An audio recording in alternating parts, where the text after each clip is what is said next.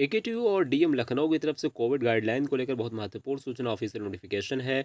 School आने से रोका जा रहा है ऐसे छात्रों को। जी हाँ, स्कूल किन छात्रों को आने से मना किया जा रहा है। उसके अलावा 54 यानी कि 54% वालों छात्रों की छात्रवृत्ति आएगी या नहीं आएगी।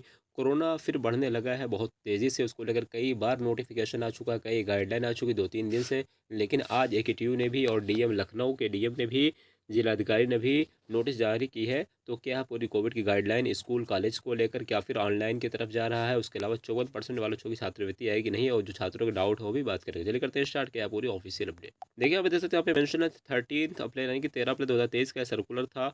लेकिन ये लेटेस्ट है क्योंकि यहाँ पे इसको बाद में जारी किया गया। अब इसमें क्या मेंशन है कि उक्त के संदर्भ में अवगत कराना है कि जिला अधिकारी लखनऊ, जी हाँ, जिला अधिकारी लखनऊ के कार्यालय ज्ञाप दिनांक 12/4/2023 द्वारा सूचित किया गया है कि भारत के कई प्रदेशों में कोविड-19 के केसेस में वृद्धि के साथ साथ प्रदेश के भी कई जिले, जी हाँ, कई जिले यानी कि यूपी के भी कई जिले कोविड के मामलों की संख्या में भी बहुत वृद्धि हुई है, और जिसमें जनपद लखनऊ भी सम्मिलित है। जी हाँ, उक्त के दृष्टिगत देखते हुए कोविड-19 के संक्रमण से बचाव एवं रोकथाम हेतु कार्यालय ज्ञाप में उल्लिखित दिशा निर्देशों में कड़ाई का अनुपालन, यानी कौन कौन से जो यहाँ पे देखिए मेंशन किया गया, क्या क्या किया जाएगा, क्या क्या गाइडलाइन जारी की है। यहाँ पे देख सकते हैं, यहाँ पे जिलाधिकारी का भी मैं आपको नोटिफिकेशन दिखा दे रहा हूँ कि भारत के कई प्रदेशों में कोविड-19 के केसेज में वृद्धि के साथ साथ प्रदेश के कई जिलों में कोविड-19 के मामलों में वृद्धि हुई है, जिसमें जनपद लखनऊ भी सम्मिलित है। अब यहाँ पे देखिए कौन कौन से जो है गाइडलाइन का कौन कौन से प्रोटोकॉल को पालन करना पड़ेगा। यहाँ पे मेंशन है कि कार्यालयों हेतु दिशा निर्देश। पहला क्या पॉइंट मेंशन है कि कार्यालयों पर कोविड प्रोटोकॉल का अनुपालन कराया जाए। दूसरा इन्होंने क्या मेंशन, यानी कि 7 से 8 पॉइंट मैं आपको सभी बता दे रहा हूँ क्योंकि बहुत इंपॉर्टेंट। अगर आप इसका इसको जो है इस रूल के अगेंस्ट करते हैं, आप फॉलो नहीं करते, तो हो सकता है आप पे इस पे कार्रवाई भी हो। तो इसमें क्या मेंशन है, पहले स्कूल कॉलेजों में बच्चों और विद्यार्थियों शिक्षकों को मास्क पहनने या सोशल डिस्टेंसिंग का अनुपालन करने के लिए निर्देशित किया जाए, यानी मास्क लगाना अब कंपलसरी अनिवार्य हो गया है। उसके अलावा कक्षा में बच्चों के बीच पर्याप्त दूरी, सोशल डिस्टेंसिंग का भी आपको पालन करना है। थर्ड पॉइंट यहाँ है कि स्कूल कॉलेज में प्रवेश द्वार हैं, जो दरवाजे वगैरह जो गेट हैं, वहाँ पे थर्मल स्कैनिंग की भी व्यवस्था की जाए। नेक्स्ट पॉइंट इन्होंने क्या मेंशन किया, फॉर स्कूल कॉलेजों में हाथ धोने के लिए साबुन पानी अथवा हैंड सैनिटाइज की व्यवस्था की जाए। उसके बाद नेक्स्ट पॉइंट है, पांचवा पॉइंट क्या मेंशन है कि दरवाजे, रेलिंग, झूले इत्यादि को समय समय पर सैनिटाइज किया जाए, यानी इसको सफाई की जाए, सैनिटाइज किया जाए। आगे मेंशन है कि यदि किसी बच्चे को खांसी, सर्दी, जुकाम, बुखार आदि की समस्या तो उन्हें स्कूल कॉलेज न भेजा जाए। जी हाँ, यानी ऐसे बच्चों को स्कूल कॉलेज आने से रोका जाए जिनके खांसी हो, जुकाम हो, सर्दी हो, बुखार हो, तथा चिकित्सीय परामर्श का उपचार किया जाए।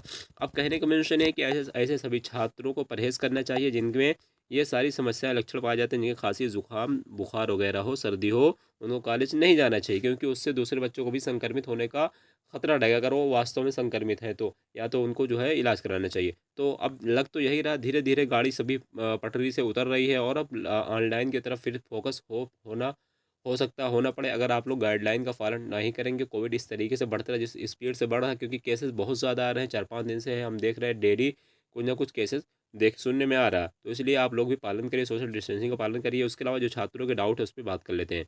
यहाँ पे देखिए, यहाँ पे एक स्टूडेंट हैं, कह रहे हैं अरे जनरल के साथ ज़्यादा जो है हो रहा है हमारे कॉलेज, जनरल वालों की किसी की नहीं। भाई मैं नहीं कह रहा हूँ कि सभी की जनरल के साथ नहीं हो रहा, लेकिन जनरल के अलावा ओबीसी और माइनॉरिटी की सबसे ज़्यादा मैंने देखा है। माइनॉरिटी में 12,000 के लमसम में से 4,000 बच्चों की आई, जो कि सबसे ज़्यादा है। तो ये तो ज़्यादा अन्याय है। 8,000 बच्चों के नियर अबाउट नहीं आई, जो कि अभी जो न्यूज़, मैं आपको न्यूज़ भी दिखा देता हूँ। डेटा ये देखिए, जो डेटा सत्यापन की न्यूज़ आई थी, यहाँ पे क्या मेंशन है, मैं आपको पहले माइनॉरिटी के दिखा देता हूँ। माइनॉरिटी का एक आंकड़ा सबसे ज़्यादा है। यहाँ पे मेंशन है कि जो माइनॉरिटी के बच्चे हैं 12,000 अल्पसंख्यक वाले, जी हाँ, 12,346 आवेदन टोटल थे, जिसमें से केवल 4,000 ही बच्चों की, 4,200 की छात्रवृत्ति आई है।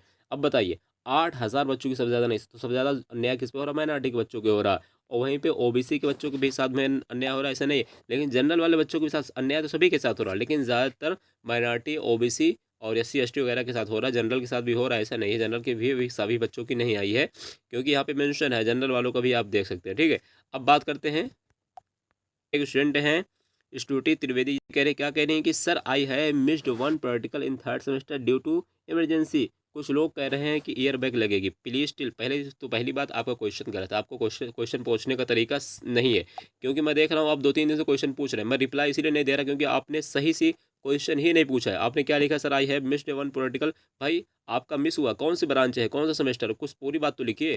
थर्ड सेमेस्टर तो डाल दिया आपने। बी फार्मा का अलग रूल होता है, बीटेक का अलग रूल होता है। तो आपने पूरी बात लिखी ही नहीं है, तो इसलिए हम कैसे उसका जवाब दें? आप लोग पूरी बात को पूरा क्वेश्चन और फिर बाद में आप लोग यही कहते हैं कि सर आप रिप्लाई नहीं देते हो। आप लोग अगर अधूरा क्वेश्चन पूछते हैं तो मैं इस रिप्लाई इसलिए आपका नहीं देता हूँ। प्लीज स्टिल क्या प्रैक्टिकल मिस करने पे एयरबैग लगती है?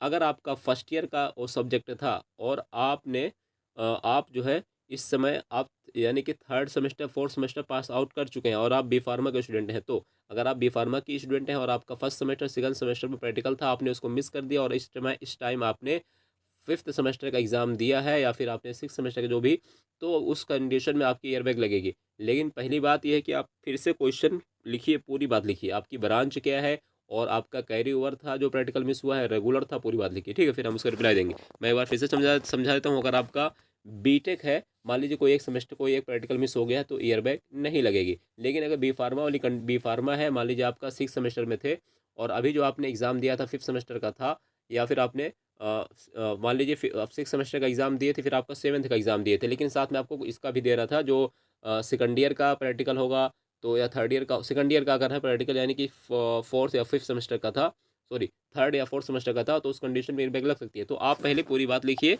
उसके बाद हम उसका फिर रिप्लाई देंगे, ठीक है? सुहेल आलम क्या कह रहे हैं, सर मैं बीएससी एग्रीकल्चर थर्ड ईयर का स्टूडेंट हूँ, मेरी सेकंड ईयर में 70% थी और ट्वेल्थ में 54%, तो क्या मेरी स्कॉलरशिप आएगी? भाई देखो, अगर आपका 70% थी उस बेस पे आपकी स्कॉलरशिप आएगी, लेकिन वहीं पे मैंने जो नोटिस दिखाया था आपको वो भी दिखा देता हूँ मैं, इसे नोटिफिकेशन में आपको दिखा रहा हूँ। यहाँ आप छठवां सतवां पॉइंट पढ़ लो, सातवां पॉइंट इसमें क्या लिखा है सातवें पॉइंट में, यह है कि जिन व्यवसायिक पाठ्यक्रमों में कक्षा 12 के अंकों के आधार पर प्रवेश प्रवेश यानी अगर आपका एडमिशन ट्वेल्थ के बेस पे हुआ है और उसमें अध्ययन है सामान्य वर्ग के, अगर आप सामान्य वर्ग के स्टूडेंट हैं तो ऐसे छात्र छात्राओं को ही अग्रेसित किया गया है जिनका कक्षा 12 के प्राप्तांक 60% या उससे अधिक है। यानी कहने का मतलब अगर आप जनरल कैटेगरी के हैं और आपका 60% है या उससे अधिक है तभी आपकी स्कॉलरशिप आएगी, और उससे कम है तो फिर मान जाइए कि नहीं आएगी। लेकिन आपका दूसरा सवाल है, आपका सवाल क्या है कि सर मैं एग्रीकल्चर थर्ड ईयर स्टूडेंट हूँ, आपका 70% था प्रीवियस, तो प्रीवियस अगर देखेंगे तो उस हिसाब से आ जाएगी। लेकिन यहाँ पे लिखा है कि प्रवेश जिस हिसाब से हुआ है, जिस बेस पे हुआ है, अगर उसमें 60% से लेस देन है तो फिर नहीं आएगी उस हिसाब से, अगर जनरल कैटेगरी है तो आपका 54 है। आपने पहली बात यहाँ पे कैटेगरी नहीं लिखा, तो आपको कैटेगरी भी लिखना चाहिए था। तो चांसेस तो यही, अगर पिछली बार आई थी तो इस बार भी आ जाएगी, और अगर अगर आपका ट्वेल्थ बेस देखेंगे तो हिसाब से नहीं आएगी, लेकिन चांसेस यही है कि 70% के हिसाब से आपको स्कॉलरशिप दे दी जाएगी। अमन शर्मा कह रहे हैं सर मेरी बैक है 8 सेमेस्टर की, तो एग्ज़ाम जुलाई के अराउंड होगा एकीटिव।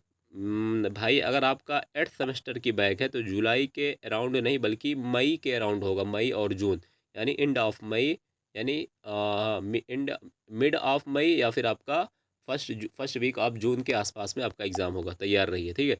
अभिनव त्यागी क्या कह रहे हैं, सर एमबीए फर्स्ट सेमेस्टर का एग्ज़ाम 2 अप्रैल को ख़त्म हुआ, सेकंड सेमेस्टर का एग्ज़ाम कब होगा?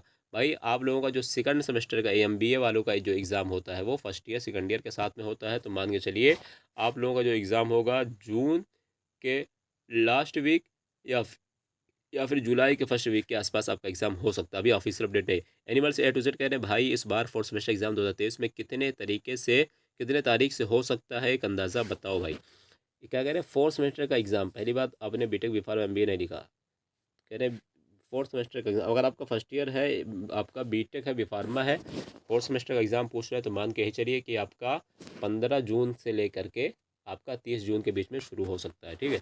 उसके अलावा बसंत सिंह कह रहे हैं हेलो सर मैं बीटेक 2017 बैच का स्टूडेंट हूँ, मेरी बैक है, क्या मैं बैक ऑड ऑड की बैक इवन में दे सकता हूँ? पास आउट के लिए कोई अलग रूल है क्या? जी हाँ, अगर आप स्पेशल कैरियर एग्ज़ाम होता है उसमें आप देना चाहें तो आप ये ऑड इवन रूल कोई भी फॉलो कर सकते हैं, कोई इसमें इशू नहीं है। अगर स्पेशल होगा तो सारी बैग आप दे सकते हैं, लेकिन अगर आप बी फार्मा के स्टूडेंट हैं तब भी आप सारी बैग दे सकते हैं, लेकिन अगर बीटेक के स्टूडेंट हैं तो फिर आप ऐसा नहीं कर सकते हैं। और अगर अगर आप जनरल जो एग्ज़ाम होता है वो स्पेशल कैरियर होगा तो आप सभी एग्ज़ाम दे सकते हैं, चाहे आर्ट हो चाहे इवन हो।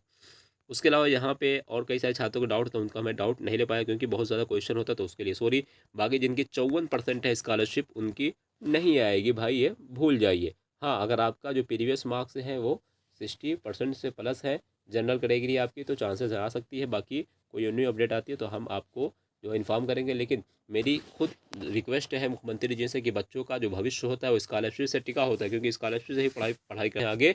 अगर स्कॉलरशिप नहीं आती है तो हो सकता है उनको कॉलेज छोड़ना पड़े, बहुत ज़्यादा समस्या होती है। अक्सर जो फैमिली होती है बैकग्राउंड किसान फैमिली से होते हैं, तो इसलिए मेरी रिक्वेस्ट है कि सभी बच्चों को बिना क्राइटेरिया के इसका परसेंटेज वाले क्राइटेरिया हटा करके वैसे ही सभी को स्कॉलरशिप दिया जाए जो कि एलिजिबल है, पात्र हैं। जिनका 50% है उनको भी दिया जाए, 50% से जिनका प्लस है, मोर देन है, ठीक है।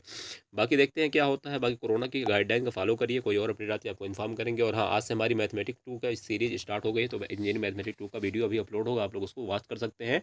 2-3 न्यूमेरिकल का जो क्वेश्चन आपको मिलेगा। बाकी डेली 1 से 2 वीडियो कोशिश करेंगे आपको अपलोड करने की, ठीक है। आई होप वीडियो अच्छी लगी, लाइक कमेंट सब्सक्राइब जरूर।